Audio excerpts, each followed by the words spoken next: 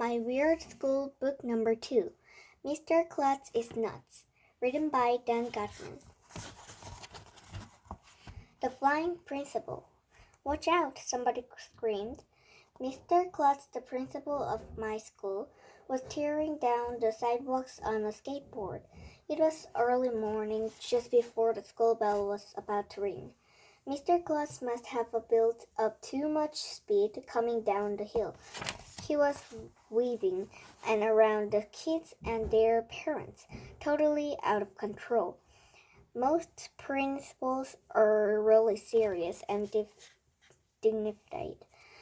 They look like they were born as grown-ups, but not Mr. Klutz. He's more like a grown-up kid. When he isn't skateboarding into school, he rides his motorcycles, his scooter, or wears his inline skates. Runaway principal, some kids shouted. Run for your lives. The skateboards must have hit a crack in the sidewalks, because the next thing anybody knew, Mr. Klutz was flying through the air like a superhero. Kids and their parents were diving out of his way. Dogs were running in all directions. Mr. Klutz landed in the bushes at the front of the school. Luckily, he was wearing a helmet, and he had knee pads and elbow pads on over his clothes. Everybody stopped for a second because Mr. Klutz was just lying there in the bushes without moving. We weren't sure if he was alive. Good morning, Mr. Klutz, said Mrs. Cooney, the school nurse, as she walked past. Good morning, Miss Cooney, he replied. Beautiful day, isn't it? Lovely. Then Mr. Klutz got up, brushed himself up, and walked up the front steps like it was totally normal for a principal to skateboard to school and crash headfirst into the bushes. Mr. Klutz is nuts. Big trouble. That's the last straw, AJ. My teacher, Miss Daisy, told me. I want you to go to the principal's office. I didn't do anything, I protested. My name is AJ and I hate school. Why do we hate to learn so much stuff? If you ask me, by the time you get to second grade, you already know enough stuff to last you a lifetime. School is way overrated.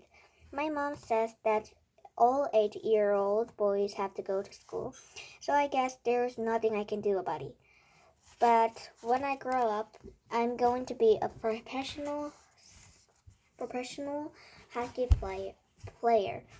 You don't have to know how to read or write or do math to shoot a puck into a net. Actually, that's what I was doing when my teacher, Miss Daisy, sent me to the principal's office.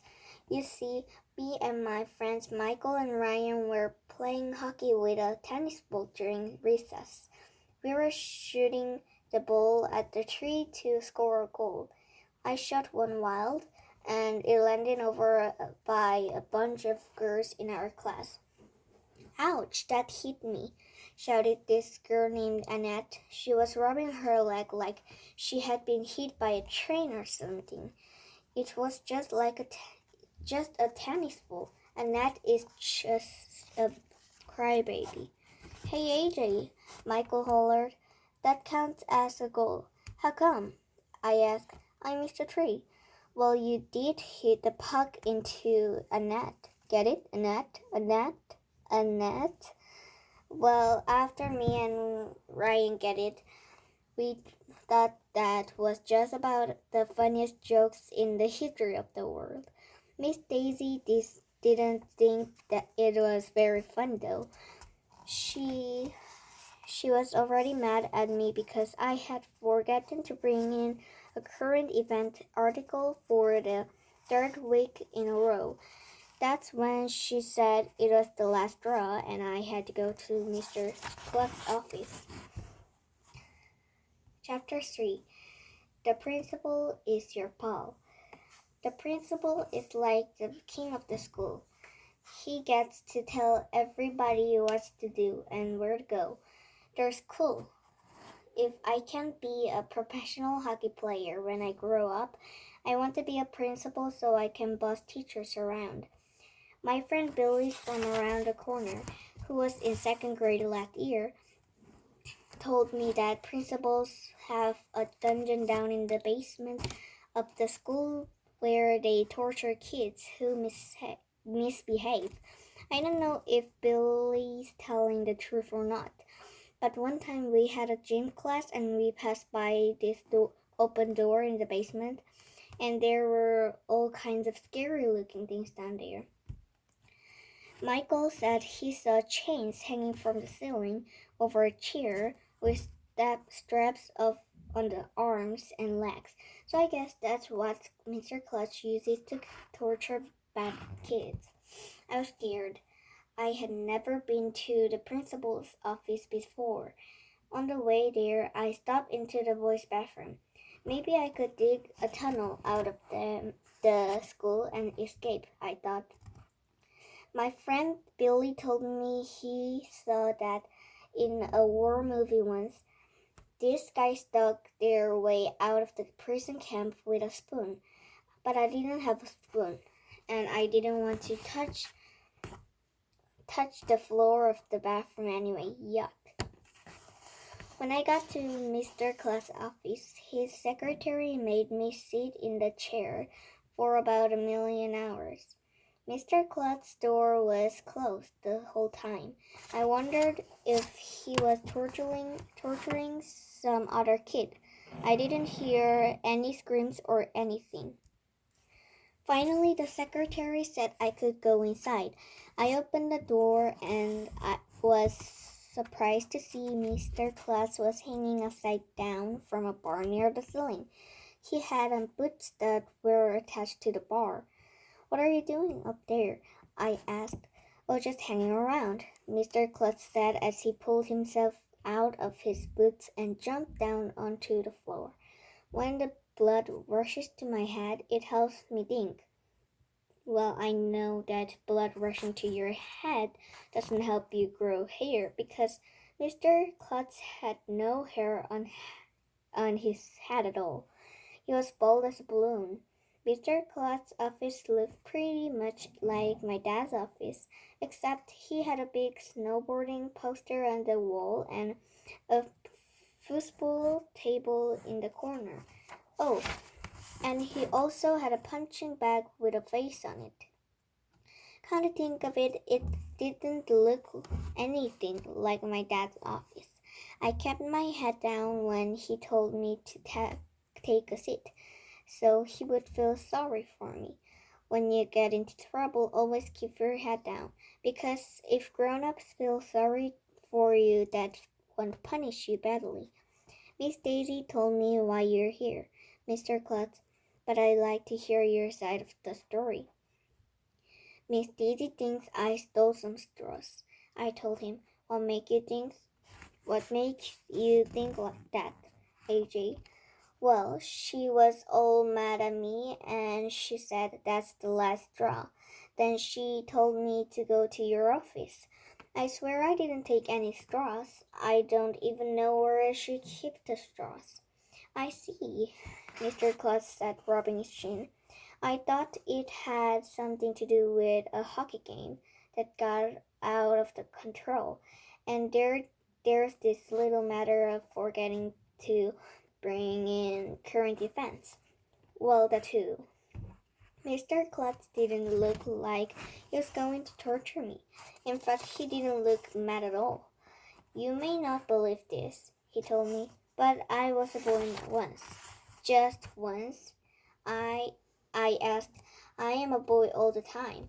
No, what I mean is I used to be a young boy, young like you. I'll bet you were really good in school, I said. No, actually, it was just opposite. The principal told me I didn't like school at all, and I wasn't very good student. Really?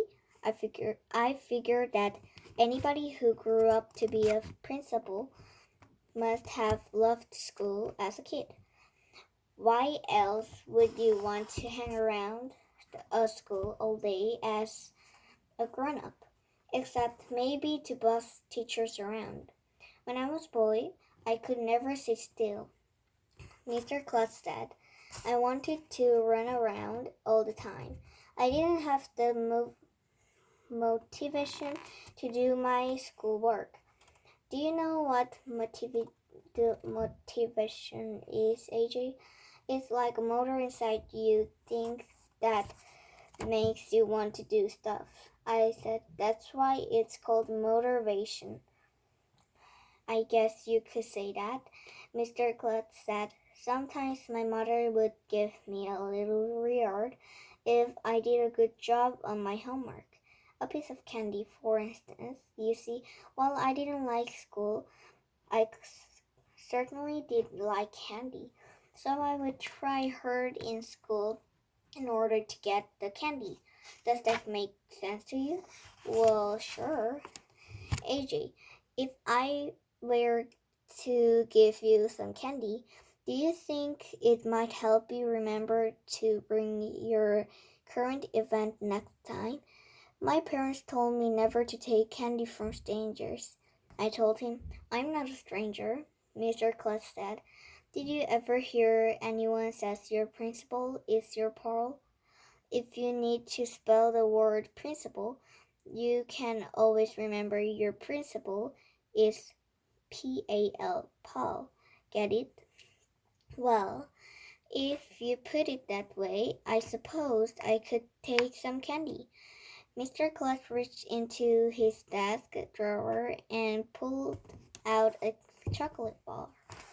It was the kind with marshmallow inside and caramel. My mouth was watering. Go easy with the hockey, and let's see if you can remember how to bring it that current event tomorrow, he said as he handed me the candy bar. Don't tell anyone about this, okay? It's just a little secret between you and me. Okay. I ran out of the office and just in case he had only given me the candy bar so he could tie me to a chair and torture me. Chapter 4. The Present. When I got back to the class, everybody looked at me. I guess they wanted to see me if I was crying or bleeding or anything. Did Klutz bring you down into his torture chamber? Ryan whispered when I sat in my seat. No, I said. He gave me a present. What did he give you? I can tell you. Oh, come on. I promised I wouldn't tell. I'll be your best friend. Well, okay. I'll show you at lunch. During lunch, I sat at a table with my new best friend Ryan, Michael, Smartypants Andrea, and Emily, who cries all the time even if she isn't hurt or anything. You should have seen their eyes bug out when I showed them the candy bar. Where did you get that? Michael said, Your mom usually gives you carrot stick for dessert. Mr. Klutz gave it to me, I explained. He's got a whole drawer filled with them. Why did he give you a candy bar? Asked Emily. I couldn't tell if she was jealous. Because I did bring in a current event, I explained. Wait a minute, Andrea said, all angry at all. You got sent to the principal's office for being bad. And instead of punishing you, he gave you a candy bar? That's not fair. I brought in 3 current events and I didn't get a candy bar. Maybe you should try not to being so perfect all the time, I said. You can have my carrot sticks, Andrea. I love getting Andrea's mad. She thinks she knows everything. Whenever we have a homework assignment, she does extra work just to show Miss Daisy how smart she is, to make the rest of us look bad. Mr. Klutz told me he's my pal, I said. biting of a big piece of chocolate bar right in front of Andrea's face. He said I could come in for a candy bar anytime I want one. That that last part wasn't exactly true, but it was fun to say it anyway. The principal should give the candy to students who complete their assignments, Andrea said, not to kids who don't. Yeah, and Emily sniffed. She looked like she might run out of the room crying like she usually does for no reason. I won't go to the principal's office, my best friend Ryan announced. Me too, Michael agreed. I want a candy bar. They all watched while I finished up the candy. I licked a little extra chocolate up my fingers and rubbed my tummy just to make sure they would know how good it was.